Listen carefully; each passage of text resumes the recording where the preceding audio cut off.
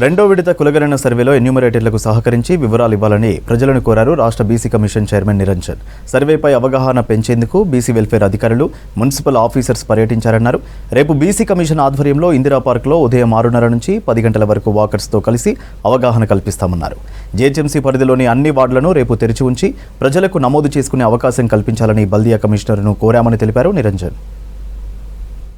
ఏ survey జరిగినా ఎక్కడ జరిగినా even census government of India census చేసిన ఏది కూడా 100% జనరల్గా ఉండదు. కానీ మన వంతు ప్రయత్నంగా మనం మ్యాక్సిమం చేసే ప్రయత్నం చేయాలి. ప్రజలు అందరూ కూడా తమ బాధ్యతగా భావించి వాళ్ళనేది ఎన్రోల్మెంట్ చేసుకోవాలనేసి వారికి కూడా విజ్ఞప్తి చేస్తూ ఉన్నాం.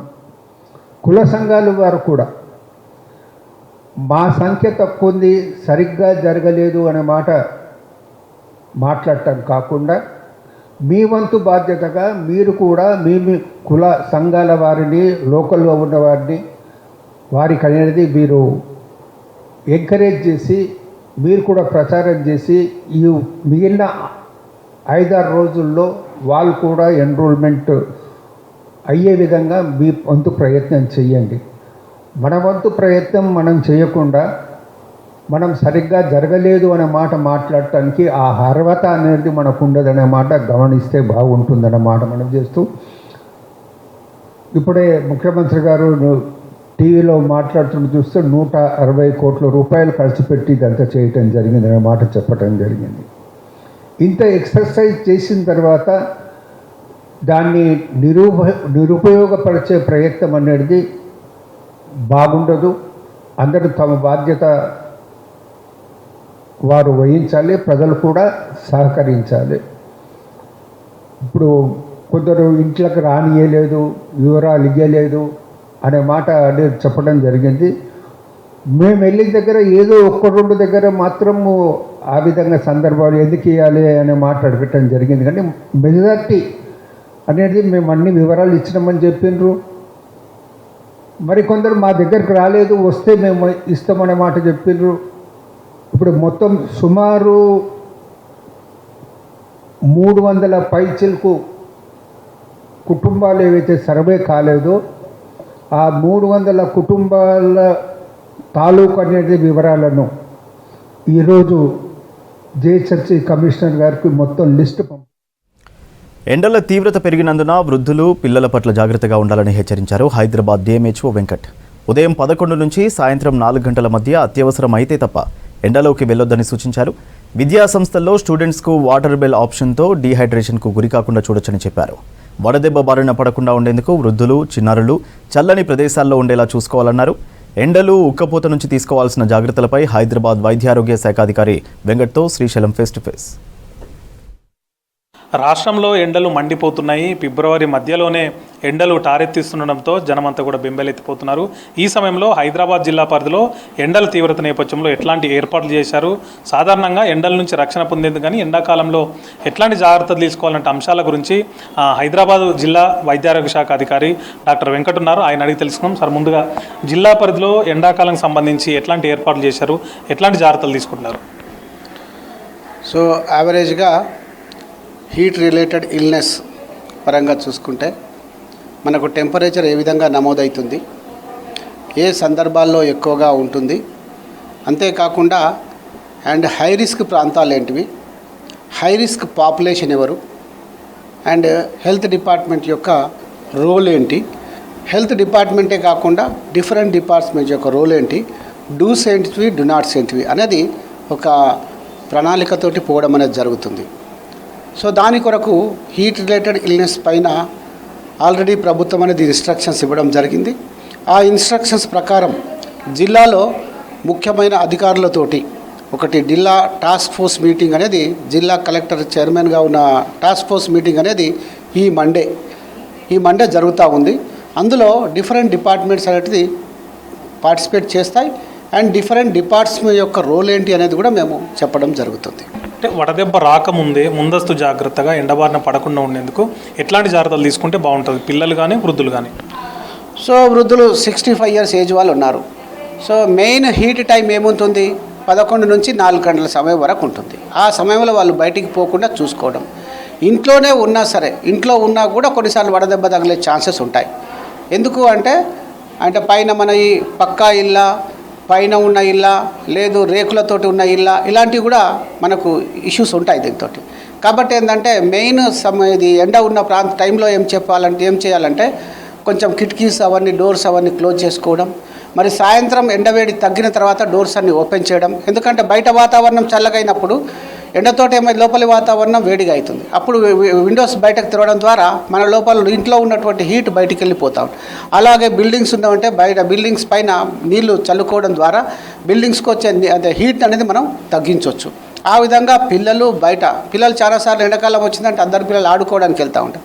సో ఎంతవరకు తల్లిదండ్రులందరూ కూడా ఏంటంటే సాధ్యమైనంత మట్టుకు 11 నుంచి సాయంత్రం 4 వరకు ఇంటి లోపలనే ఉండేటట్టు, కాస్త చల్లని ప్రదేశాలు ఉండేటట్టు, అండ్ మజ్జిగ లాంటివి, ఎక్కువ నీరు తీసుకోవడము. ఎందుకంటే మన బాడీలో ఉన్నటువంటి 65% అనేది మన బాడీలో నీరే ఉంటుంది. ఆ నీరు లవణాలు బయటికి వెళ్ళిపోయినట్టయితే ఇమీడియట్గా హీట్ స్ట్రోక్ తగిలే అవకాశం ఉంది. కాబట్టి కిడ్నీలు పాడయ్యే అవకాశం ఉంది. కాబట్టి నీరు ఎక్కువగా సాధ్యమైనంత వరకు నీరు ఎక్కువగా తాగడం, నిమ్మరసము, షుగరు ఇవి కలిపిన నీళ్ళు తాగడం, సాల్ట్ కలిపిన నీళ్లు తాగడం, లేదు అంటే మజ్జిగ లాంటివి కలిపినవి తాగడం, లేదు జావ లాంటివి తాగడం, అలాగే లేదంటే కొబ్బరి బోండాలు లాంటివి తాగడం, ప్లస్ ఓఆర్ఎస్ ప్యాకెట్లు మా దగ్గర ఉన్నాయి, ఓఆర్ఎస్ ప్యాకెట్లు ఇవ్వడం. అంటే స్కూల్స్లో బడిగంట అంటే వాటర్ బిల్ అనే దానికి ఈ మధ్య తరచూ వింటున్నాం సార్. స్కూల్స్లో ఆ వాటర్ బిల్ వల్ల పిల్లల్లో వాళ్ళని ఎంతవరకు ఎండ నుంచి కాపాడవచ్చు, ఎండలు ముగిసే వరకు పిల్లలకు అది ఎంతవరకు ఉపయోగపడుతుంది? సో మనం పెద్దవాళ్ళలో చూసుకుంటే కనుక 65% బాడీలో వాటర్ ఉంటుంది. చిన్నపిల్లల్లో చూసుకుంటే 80% వాటర్ బాడీలో ఉంటుంది. సో అందుకోసమనే ఏం చెప్తారంటే ఆ వాటర్ కనుక ఎండకు దెబ్బకు వాటరు బయటకు వెళ్ళిపోతూ ఉంటే బాడీ అంటే సాల్స్ ఇవన్నీ వెళ్ళిపోవడం ద్వారా హీట్ స్ట్రోక్ అయ్యే అవకాశం ఉంది. కాబట్టి ఏమంటారంటే నీరు ఎక్కువగా తాగిపిస్తూ ఉండాలా. ప్లస్ ఈ నీటితో పాటు లవణాలు ఎక్కువ పోతాయి. కాబట్టి ఓఆర్ఎస్ ప్యాకెట్ కూడా కలిపిన నీళ్లు, ఒక ప్యాకెట్ దాదాపు 5 లీటర్ల నీళ్ళు మనం కలపచ్చు. సో దాన్ని చూసుకొని దాన్ని కంటిన్యూస్ కలిపేసి మనకు వాడుతూ ఉంటే కనుక ఈజీగా మనం వాళ్ళని ప్రొటెక్షన్ అనేది చేసుకోవచ్చు. షేడీ ఏరియాస్ ఒకటి, ప్లస్ తరచుగా నీళ్లు తాగడం అనేది ఒకటి చాలా ఇంపార్టెంట్. అందుకోసమే చెప్తా ఉన్నారు ఏంటంటే సర్టెన్ టైమ్స్ లోపల గంట కొట్టడము, ప్లస్ వాళ్ళకు గుర్తు చేయడము అనేది. చాలా మటుకు చూసుకుంటే కనుక అట్లీస్ట్ 2 to 3 లీటర్స్ నీళ్ళు అనేది కంపల్సరీ బాడీలోకి పోవాలి అని చెప్తా ఉన్నారు. ఎందుకంటే మీకు స్వెట్ ద్వారా మీకు బయటకు వెళ్ళిపోతూ ఉంటుంది వాటరు. కిడ్నీస్ అప్పుడు ఏమైపోతుందంటే మీ మల్లాలన్నీ కూడా బాడీలో ఉండిపోతే కనుక అవి కష్టమవుతూ ఉంటాయి. కాబట్టి కంపల్సరీ వాటర్ తీసుకోవడం అనేది ఎసెన్షియల్ అని చెప్తా ఉన్నారు. ఇది చూసినాం కదా, ఎండల తీవ్రత ఉన్న నేపథ్యంలో డాక్టర్ గారు చెప్పినటువంటి జాగ్రత్తలు పాటించాలని చెప్తున్నారు. మరోవైపు ఎండ తీవ్రత ఉన్న నేపథ్యంలో చల్లదనానికి లేకపోతే చల్లగా ఉండేటువంటి ప్రదేశంలో ఉండాలని, బాడీలోంచి లవణాలు ఏవైతే పోతున్నాయో తగు మోతాదులో దాన్ని కవర్ చేసే విధంగా దాని తగ్గట్టు పానీయాలు కూడా తీసుకోవాలని చెప్పి డాక్టర్ డిఎంహెచ్ఓ వెంకట్ గారు చెప్తున్నారు. మరోవైపు ఈ ఎండాకాలం నేపథ్యంలో వృద్ధులు, చిన్నారులు జాగ్రత్త వహించాలని, పిల్లల విషయంలో తల్లిదండ్రులు జాగ్రత్త ఉండాలి. ఎండాకాలంలో పిల్లలు బయటకు వెళ్ళి అంటే ఎండ తీవ్రత అధికంగా ఉన్నప్పుడు బయటకు వెళ్ళి ఆడుకోకుండా జాగ్రత్త వహిస్తే వాళ్ళందరినీ కూడా ఎండవేడి నుంచి లేకపోతే వడదెబ్బ నుంచి కూడా కాపాడుకున్నట్టు అవుతుందని డాక్టర్ వెంకట్ గారు చెప్తున్నారు. కెమెరామెన్ జగన్తో Srisailam, V6 news, Hyderabad. Hyderabad hi-tech సిటీలో బ్లడ్ క్యాన్సర్పై అంతర్జాతీయ సదస్సు నిర్వహించింది యశోద హాస్పిటల్. 2 రోజులు జరగనున్న ఈ సదస్సులో యశోద హాస్పిటల్స్ సీనియర్ డాక్టర్స్ పాల్గొన్నారు. ఈ సదస్సులో బ్లడ్ క్యాన్సర్ నిర్ధారణ, అందుబాటులో ఉన్న చికిత్సలపై చర్చించనున్నారు. 200 మందికి పైగా జాతీయ, అంతర్జాతీయ వైద్య నిపుణులు సదస్సులో పాల్గొన్నారు. క్యాన్సర్ను జయించడానికి మానసిక బలం, అవగాహన కూడా అవసరమన్నారు Yashoda group hospitals managing director doctor GS Rao. ఈరోజు ఈ నెల మనకు వరల్డ్ క్యాన్సర్ మంత్, అంటే మామూలుగా వరల్డ్ క్యాన్సర్ గురించి అవగాహన పెంచడానికి, అవేర్నెస్ పెంచడానికి, అదేవిధంగా ఈ వరల్డ్ క్యాన్సర్ మంత్ అని సెలబ్రేట్ చేస్తారు. మన యశోద హాస్పిటల్లో గత 12 years నుంచి నేను పనిచేస్తున్నాను. మోర్ దెన్ 10,000 పేషెంట్స్ మనం ట్రీట్ చేశాము. అదేవిధంగా 500 కింద ఎక్కువగా బోన్ మ్యారో ట్రాన్స్ప్లాంట్స్ ఇక్కడ జరిగాయి. సో మన మామూలు తెలుగు జనాల్లో బ్లడ్ క్యాన్సర్ అంటే ఒక విచిత్రమైన భయం. ఈ క్యూర్ కాలేని జబ్బు. ఈ బ్లడ్ క్యాన్సర్ వచ్చిన పేషెంట్స్ అండ్ ఫ్యామిలీ మెంబర్స్ ముందు రాకుండా ఈ ఎంత ట్రీట్మెంట్ చేసినా ఈ పేషెంట్స్ క్యూర్ కారు, జీవితాంతం ట్రీట్మెంట్ అయినా కూడా మంచం పైన పడుకొని ఉంటారు. ఆ అపోహలతో చాలా జనాలు ముందుకు రారు. సో ప్రస్తుతానికి అవైలబుల్ అడ్వాన్స్ ట్రీట్మెంట్ వల్ల బ్లడ్ క్యాన్సర్ ఒక జబ్బు కాదు, దాంట్లో చాలా రకాలు ఉంటాయి. ముఖ్యంగా 3 రకాలు ఉంటాయి: ల్యూకేమియా, లింఫోమా, మైలోమా. సో ల్యూకేమియాలో దాదాపు 70-80% పేషెంట్స్ పూర్తి కంప్లీట్ పరిష్కారం అయ్యి కరెక్ట్ ట్రీట్మెంట్ తీసుకుంటే దాదాపు 80% క్యూర్ అయ్యి మనలాగానే నార్మల్ హెల్తీగా ఆరోగ్యంగా ఉండొచ్చు. క్యాన్సర్ అనేది జబ్బు, కానీ ప్రాణాంతకమైన జబ్బు కాదు. This is my statement, we stand by it. ఎందుకంటే రకరకాల చికిత్సా పద్ధతులు వచ్చినాయి, సర్జరీస్ వచ్చినాయి, కొన్నిటికి రేడియేషన్ ఉంది. మన దగ్గర ఎంఆర్లీనే కానీ ఒక కొత్త మిషన్ ఇండియాలో ఫస్ట్ టైం పెట్టినా మంచిగున్నది. మన స్టేటు సౌత్ ఇండియాలో ఇది ఎవరు ఇంతవరకు పెట్టలేదు. ఢిల్లీలో ఇప్పుడు ఎవరో ఒక్కటి పెట్టినట్టు ఉంది 2 ఏళ్ల కొద్ది నుంచి. రేడియేషన్ కూడా చాలా డెవలప్మెంట్ అవుతుంది, సర్జరీస్ కూడా చాలా డెవలప్మెంట్ అవుతుంది. తర్వాత కమింగ్ టు హెమటాలజీ అంటే రక్తపు క్యాన్సర్. అసలు రక్త క్యాన్సర్ ఇదివరకు వస్తే చాలా మేము కూడా కొంచెం వెనక ముందు ఆడేది, భయపడేది, పేషెంట్ ఎట్లా సర్వైవ్ అవుతారని. లంగ్ క్యాన్సర్లో కూడా సర్వైవ్ అవుతారా కాదని భయపడేది. ఇప్పుడు ఎట్లయిపోయిందని అంటే ప్రస్తుతం ఉన్న కార్టేజ్ థెరపీ అనుకోండి, టార్గెట్ థెరపీ అనుకోండి, ఫోకస్డ్ థెరపీ అనుకోండి, రకరకాల మందులు, రకరకాల కొత్త సిస్టమ్స్ వచ్చినాయి. దీంతో బోన్ మ్యారో ట్రాన్స్ప్లాంట్ అది లాస్ట్కు ఆఖరికి ఒకసారి కాకపోతే 2 సార్లు కూడా చేస్తున్నారు. और आजकल कार्टी थेरेपी, इतने सारे टूल्स, इतने सारे मेथड्स अब आ गए हैं कि अब किसी भी पेशेंट को ब्लड कैंसर के कारण शायद ये दुनिया छोड़ने की ज़रूरत नहीं है. बहुत से patient, almost all the patient सालों जीते हैं, डिकेड्स तक जाते हैं, क्योर हो जाते हैं और अपनी लाइफ बिताते हैं. सो एडवांसेस इस फील्ड में, ब्लड कैंसर की फील्ड में, and Yashoda hospital is a classical example जहाँ पे 1 रूफ के अंदर आपको. ఇకపై బెట్టింగ్ యాప్ ప్రమోట్ చేయనని వీడియో రిలీజ్ చేశాడు social media influencer Nani. Betting app promote చేయడాన్ని టీజీఎస్ఆర్టీసీ ఎండీ సజ్జనార్ వ్యతిరేకిస్తూ కొన్ని రోజుల క్రితం ట్వీట్ చేశారు. దానిపై స్పందించిన నాని ఇకపై ఎలాంటి బెట్టింగ్ యాప్ ప్రమోట్ చేయనని, మిగతా వారు కూడా మారాలని సూచించాడు. ఆ వీడియోపై సజ్జనార్ స్పందిస్తూ ఆన్లైన్ బెట్టింగ్ యాప్ ప్రమోట్ చేయనని నాని చెప్పడం అభినందనీయమని ప్రశంసించారు. ఇక ఇతర ఇన్ఫ్లుయెన్సర్స్ కూడా ఆపేయాలని, లేకపోతే చట్ట ప్రకారం చర్యలు తప్పవని ట్వీట్ చేశారు సజ్జనార్. సజ్జనలైన సారు నేను బెట్టింగ్ ఆడింది వీడియో మీద రెస్పాన్స్ చేయడం, అది కూడా తప్పేనది. ఆ తప్పుని మనం నిజాయితీగా ఒప్పుకునే మైండ్ కూడా ఉండాలి. ఎందుకంటే తప్పు ఏదైతే చేసినా ఆ తప్పు కన్నా మనం ఒప్పుకోవాలి. సో నేను అది ఒప్పుకోవడానికి వచ్చాను. ముందుకి నేను చదువుకోలేని వాడిని, అంటే నాన్ ఎడ్యుకేషన్ పర్సన్. నేను చాలామంది చదువుకున్న ఇన్ఫ్లుయెన్సర్సే ఈ బెట్టింగ్ యాప్ని ప్రమోట్ చేయడం జరిగింది. వాళ్ళని చూసి ఏంటంటే ఇది నిజమేమో అనుకో నేను కూడా కొన్ని 2-3 చేయడం అయితే జరిగింది. తర్వాత నాకు కొంతమంది చెప్పడంతో ఇది ఫేకు, దీనివల్ల చాలామంది జీవితాలు కూడా నాశనం అయిపోతున్నాయి, ఆఫ్ చేసిన అనేది నేను అప్పుడే ఆఫ్ చేసి రద్దు చేస్తాను కూడా. అట్లా జోలికి వెళ్ళట్లేదు. నేనైతే దాన్ని అయితే పూర్తిగా ఆఫ్ చేసేసాను. కానీ ఇంకా 100 మంది, 1,00,000 మంది ఇన్ఫ్లుయెన్సర్ చదువుకున్న వాళ్ళు మళ్ళీని దాన్ని ఎంకరేజ్ చేస్తున్నారు. సో వాళ్ళని చూసే నాలాంటి చదువుకున్న ఇన్ఫ్లుయెన్సర్ కూడా దాన్ని నిజమేమనుకుని చేశారు. కానీ ఇంకా చదువుకుని ఇన్ఫ్లుయెన్సర్కి చెప్తున్నాను, చేసిన తప్పని ఒప్పుకోవట్లేదు వాళ్ళైతే. అది ఎవరైనా మీ మైండ్కి వదిలేస్తాను. అలాగే ఇక నుంచి అయినా సరే ఈ బెట్టింగ్ మాఫియాని నేనైతే ఒప్పుకుంటున్నా, నేనైతే దాన్ని అంతం చేస్తున్నా. నాకైతే మార్పు వచ్చింది. సో మీలో కూడా చాలామంది ఇన్ఫ్లుయెన్సర్ కూడా ఈ వీడియో చూస్తారు, మీలో కూడా మార్పు రావాలని నేనైతే కోరుకుంటున్నాను.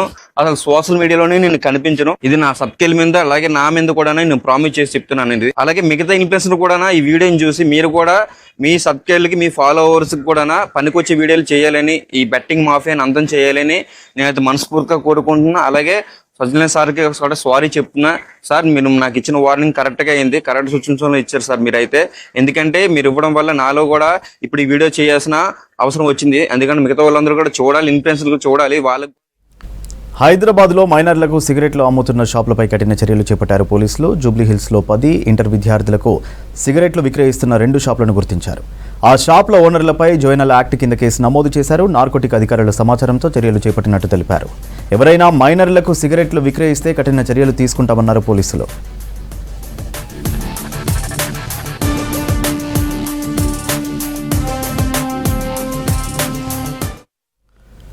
హైదరాబాద్ చందానగర్ పోలీస్ స్టేషన్ లిమిట్స్లో దారుణ హత్య జరిగింది. నిన్న రాత్రి మాట్లాడుకుందాం రమ్మంటే స్నేహితులతో బయటకు వెళ్లిన నజీర్ అనే వ్యక్తి హత్యకు గురయ్యాడు. అర్ధరాత్రి 12 గంటలకు కొండాపూర్ ఏరియా హాస్పిటల్కు గాయపడ్డ నజీర్ను తీసుకొచ్చారు అతని ఫ్రెండ్స్. అప్పటికే నజీర్ చనిపోయినట్లు డాక్టర్లు చెప్పారు. స్నేహితులను అదుపులోకి తీసుకుని విచారణ చేపట్టారు చందానగర్ పోలీసులు. పోస్టుమార్టం నిర్వహించి డెడ్ బాడీని బంధువులకు అప్పగించామని తెలిపారు చందానగర్ సీఐ. ఎంక్వైరీ చేస్తున్నామని, త్వరలోనే నిందితులను పట్టుకుంటామన్నారు పోలీసులు.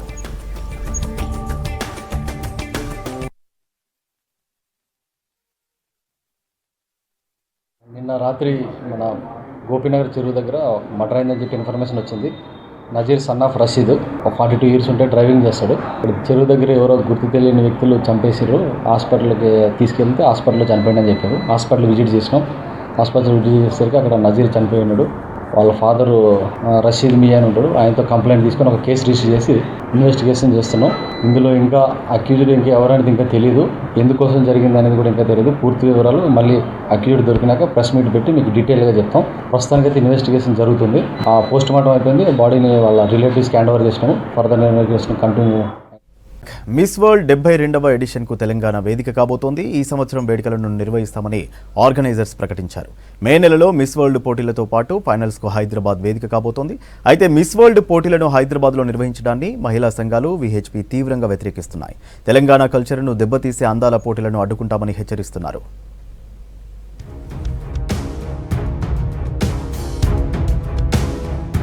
మిస్ వరల్డ్ అందాల పోటీలకు తెలంగాణ వేదిక కాబోతోంది. ఈసారి ప్రపంచ సుందరి పోటీలను తెలంగాణలో నిర్వహిస్తామని miss world limited CEO, chairman Julia మోర్లీ, Telangana ప్రభుత్వ పర్యాటక శాఖ ముఖ్య కార్యదర్శి స్మితా సబర్వాల్ ప్రకటించారు. మే 4 నుంచి మే 31 వరకు 28 రోజులు జరిగే ఈ కార్యక్రమం తెలంగాణలోని వివిధ ప్రాంతాల్లో నిర్వహించనున్నారు.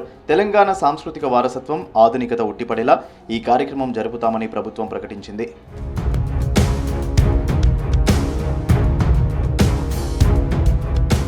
అయితే తెలంగాణలో మిస్ వరల్డ్ పోటీలను నిర్వహించడాన్ని విహెచ్పి, మహిళా సంఘాలు తీవ్రంగా వ్యతిరేకిస్తున్నాయి. భారతీయ సంస్కృతిని దెబ్బతీసేలా అందాల పోటీలు నిర్వహించడాన్ని ఖండిస్తున్నామని అన్నారు విశ్వ హిందూ పరిషత్ స్పోక్ పర్సన్ శశిధర్. ఈ నిర్ణయాన్ని వెనక్కి తీసుకోవాలని, లేదంటే పోటీలను అడ్డుకుని తీరుతామన్నారు. ఐటీ, హ్యూమన్ రిసోర్స్కు తెలంగాణ కేరాఫ్గా ఉండేదని, కానీ ఇప్పుడు డ్రగ్స్, డ్రింక్స్, డాన్స్ కల్చర్కు అడ్డాగా మారిందన్నారు శశిధర్. తెలంగాణ ప్రభుత్వము మిస్ వరల్డ్ కాంపిటీషన్ పోటీలు నిర్వహించాలని తీసుకున్నటువంటి నిర్ణయాన్ని విశ్వ హిందూ పరిషత్ తీవ్రంగా ఖండిస్తూ ఉంది. బరిదెగించి తీసుకున్నటువంటి నిర్ణయము సిగ్గు, శరము, లజ్జ ఏమైనా ఉందా అని అడుగుతున్నాం మేము. పరమ పవిత్రమైనటువంటి పుణ్యక్షేత్రాల లోపట మిస్ వరల్డ్ పోటీలను నిర్వహించడం ఇది భారతీయ సంస్కృతికి మాయని మచ్చంది. కాబట్టి బేషరతుగా తెలంగాణ ప్రభుత్వం తన నిర్ణయాన్ని వెనక్కి తీసుకోవాలా. జరూర్ ఆనా తెలంగాణ అనే నినాదంతో ఈ పోటీలు నిర్వహిస్తుండడాన్ని తప్పుపడుతున్నారు మహిళా సంఘాల నేతలు. తెలంగాణలో మహిళలపై జరుగుతున్న అత్యాచారాలు, గ్యాంగ్ రేపులపై ప్రభుత్వం, పోలీసులు పట్టించుకోవడం లేదని విమర్శించారు. 1996లో బెంగళూరులో జరిగిన మిస్ వరల్డ్ పోటీలను అడ్డుకున్నామని, ఇప్పుడు తెలంగాణలో నిర్వహిస్తే అడ్డుకుంటామని హెచ్చరించారు. వరల్డ్ అందాల పోటీలు తెలంగాణలో నిర్వహిస్తే గర్వించాలా? ఎవరు గర్వపడాలా? తెలంగాణలో రోజు జరుగుతున్న అత్యాచారాలు, 12 ఏళ్ల అమ్మాయి రేపులో తల్లైతే ఎవరు పట్టించుకోవాలా?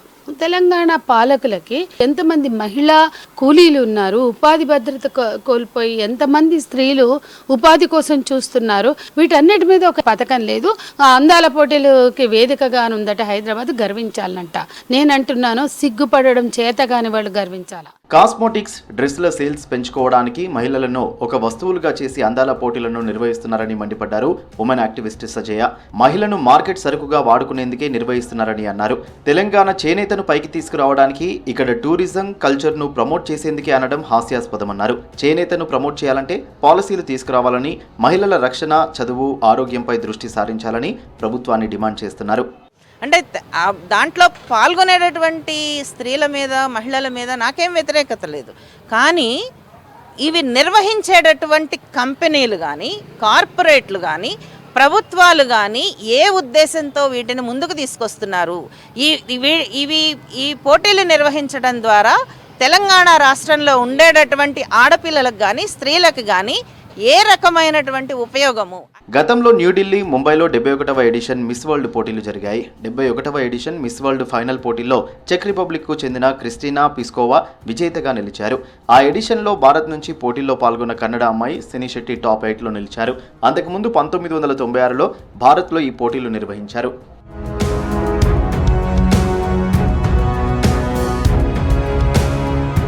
మిస్ వరల్డ్ పోటీల్లో అనేక థీమ్లు ఉంటాయి. అందులో తెలంగాణ చేనేత వస్త్రాలు ఉండేలా చూస్తామంటున్నారు టూరిజం శాఖ అధికారులు. చేనేత పరిశ్రమకు మేలు చేసేలా ప్రణాళిక చేస్తున్నామన్నారు. పోటీలో పాల్గొనే అమ్మాయిలంతా తెలంగాణ చేనేత వస్త్రాలు ధరిస్తారని, ఇందుకోసం స్థానిక అంతర్జాతీయ డిజైనర్లను కూడా ఆహ్వానిస్తున్నామని తెలిపారు.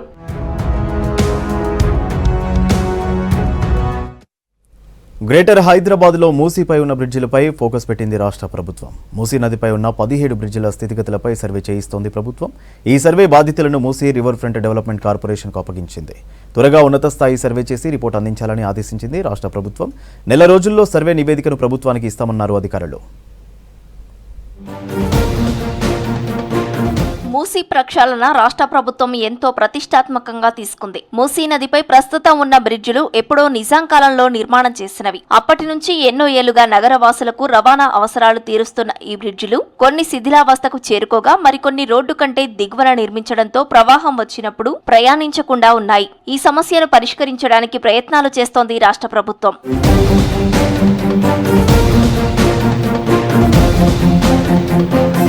బాపుఘాట్ నుంచి మొదలు పెడితే మెహదీపట్నం, పాతబస్తీ, హైకోర్ట్, సాలార్జంగ్ మ్యూజియం మీదుగా ఇమ్లీబన్, చాదర్ఘాట్, గోల్నాకా, ముసారాంబాగ్, నాగోల్ వరకు మొత్తం 17 బ్రిడ్జిలు మూసీపై నిర్మించారు. ఈ బ్రిడ్జిల అన్నింటిపై రాష్ట్ర ప్రభుత్వం ప్రత్యేక దృష్టి సారించింది. Musi river front development corporation తో సర్వేలు చేయిస్తోంది. నిజాం కాలంలో కట్టిన బ్రిడ్జిల పటిష్టతను ఇంజనీరింగ్ నిపుణులు పరిశీలిస్తున్నారు.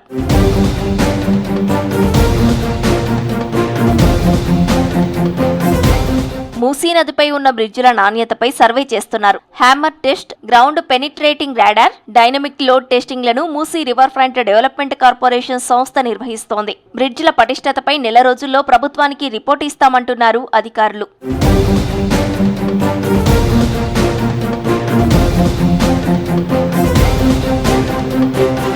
చాదర్ఘాట్ బ్రిడ్జ్ హైట్ పెంచాలని నివేదిక సిద్ధం చేసింది మూసీ రివర్ ఫ్రంట్. మరికొన్ని చోట్ల శిథిలావస్థకు చేరుకున్న బ్రిడ్జిలను రిపేర్ చేయడంతో పాటు అవసరమైతే పునర్నిర్మాణం చేపట్టాల్సిన అంశాలను కూడా ప్రభుత్వానికి వివరించేందుకు ఆ సంస్థ నివేదిక సిద్ధం చేసింది. మూసీపైనున్న బ్రిడ్జిలను వారసత్వ కట్టడాలుగా కాంగ్రెస్ ప్రభుత్వం గుర్తించింది. అవసరమైతేనే పూర్తిగా కూల్చి వాటి స్థానంలో కొత్త బ్రిడ్జి నిర్మాణం చేపట్టాలని ప్రభుత్వం ఇప్పటికే నిర్ణయించింది.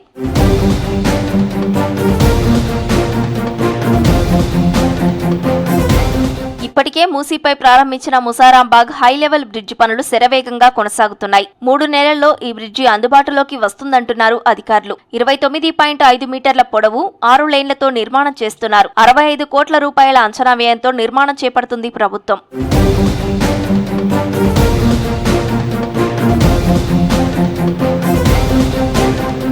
మరో నెల రోజుల్లో వచ్చే నివేదిక ఆధారంగా మూసీపై ఉన్న బ్రిడ్జిల పునరుద్ధరణ చేయనుంది రాష్ట్ర ప్రభుత్వం. కొత్త బ్రిడ్జిలపై ప్రభుత్వం ప్రకటన జారీ చేసే అవకాశం ఉంది.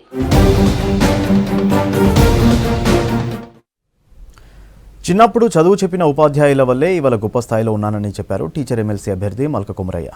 ఎమ్మెల్సీ ఎన్నికలు దగ్గర పడడంతో కరీంనగర్, మెదక్, నిజామాబాద్, ఆదిలాబాద్ టీచర్ ఎమ్మెల్సీ అభ్యర్థి మల్క కుమరయ్య ఎన్నికల ప్రచారాన్ని ముమ్మరం చేశారు. పెద్దపల్లిలోని గాయత్రి డిగ్రీ కాలేజీలో ఎన్నికల ప్రచారం నిర్వహించారు. టీచర్ల సమస్యలపై పూర్తి అవగాహన ఉందని, ఎమ్మెల్సీగా గెలిపిస్తే వారి సమస్యల పరిష్కారమే ధ్యేయంగా పనిచేస్తానని తెలిపారు. తనకు మొదటి ప్రాధాన్యత ఓటు వేసి గెలిపించాలని టీచర్లను కోరారు మల్క కుమరయ్య. స్టూడెంట్స్ను బాగా చదువు చెప్పి చదివించాలి. అయితే ప్రాబ్లం ఏమైందంటే టీచర్స్ ప్రాబ్లంలో ఉన్నారు. వాళ్ళు మెంటల్గా ఫ్రీ లేరు. సమస్యలు ఉన్నాయి. ఆ సమస్యలు మనం తీర్చాలి. ప్రతి government responsibility to solve all the teachers problems. Teacher ప్రాబ్లంలో గవర్నమెంట్ టీచర్స్ కొన్ని ప్రాబ్లమ్స్ ఉన్నాయి. మోడల్ స్కూల్స్ డిఫరెంట్ ప్రాబ్లమ్స్ ఉన్నాయి. కస్తూర్బాకు సెపరేట్ ప్రాబ్లం, తర్వాత SC ST BC social welfare స్కూళ్ళకు డిఫరెంట్ ప్రాబ్లమ్స్ ఉన్నాయి. అంటే లాస్ట్ 30 yearsలో ఈ డిఫరెంట్ గవర్నమెంట్స్ ఈ ఎడ్యుకేషన్ డిపార్ట్మెంట్ను ప్రపంచంలోనే అతిపెద్ద ఆధ్యాత్మిక వేడుక మహాకుంభమేళా చివరి దశకు వచ్చింది. భారత్తో పాటు ప్రపంచ నలుమూలల నుంచి తరలి వచ్చిన భక్తులు ప్రయాగ్రాజ్లోని త్రివేణి సంగమంలో పుణ్యస్నానాలు ఆచరిస్తున్నారు. ఇప్పటికే 58 కోట్లకు పైగా భక్తులు పుణ్యస్నానాలు ఆచరించారు. సైకిల్, బైక్ నుంచి ఫ్లైట్ వరకు అన్ని రకాల ట్రాన్స్పోర్ట్లను ఉపయోగించి ప్రయాగ్రాజ్కు వెళ్తున్నారు భక్తులు. ఇక మహాకుంభమేళాకు వెళ్లేవారు జాగ్రత్తలు తీసుకోవాలని సూచిస్తున్నారు అక్కడికి వెళ్లి వచ్చిన భక్తులు.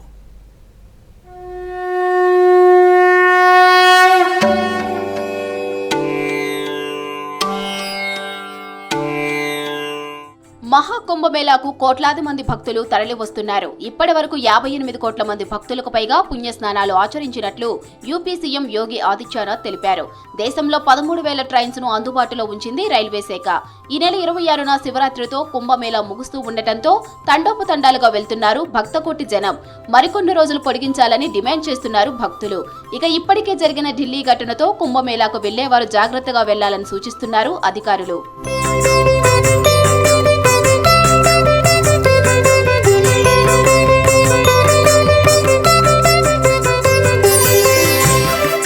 ప్రపంచంలోని అతిపెద్ద ఆధ్యాత్మిక వేడుక మహాకుంభమేళా చివరి ఘట్టానికి చేరుకుంది.